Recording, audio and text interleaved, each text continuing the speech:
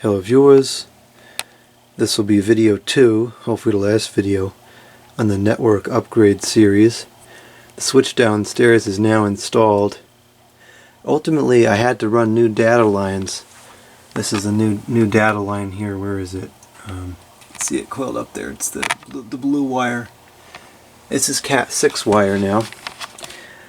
I had Cat 5e run down here, and although I'm no networking expert, I thought Cat 5e was capable of running a gigabit connection. Now, ultimately, this whole thing ended up costing a little more than I expected because I had to replace all those wires that I had run. I don't know if they were just a cheap cord or whatever, but they weren't giving me over 100. And this is not a long run at all. This is a 50-foot cord, and there's extra on either side. This cord runs straight upstairs. You can see there's a whole bunch of extra right there, and there's extra upstairs. It's not a long run. So, I don't know, there's something I don't quite understand about it, why it wasn't working. But anyways, so I got all new wiring.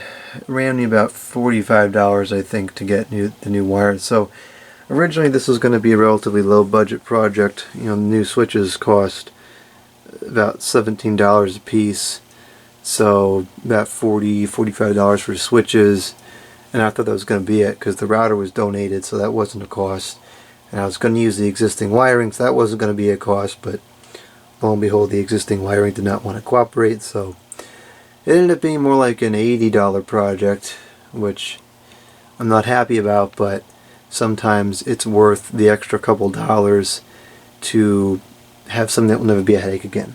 This equipment is, the wiring now, the Cat 6 is good for 10 gigabits, so although the day is coming, it's going to be a long time before I switch to 10 gigabits. I don't think any of my equipment even has 10 gigabit ports on it. So anyways, now that I've got that connected, I guess I shouldn't speak too soon because I have not tested it. So let's get the computer going here, and let's see what we have.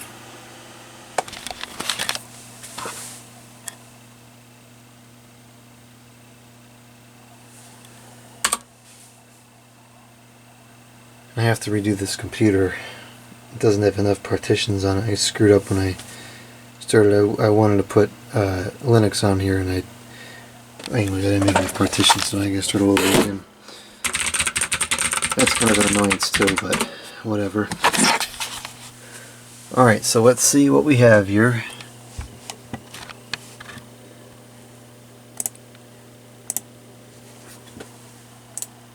Now this is saying a gigabit because it's connected to the switch, where the switch is a gigabit.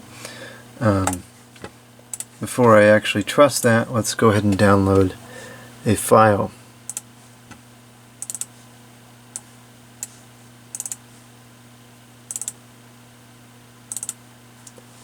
And this one's a gigabyte. Let's grab this one over.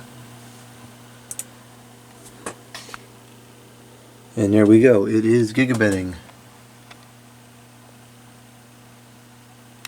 So that is really fast.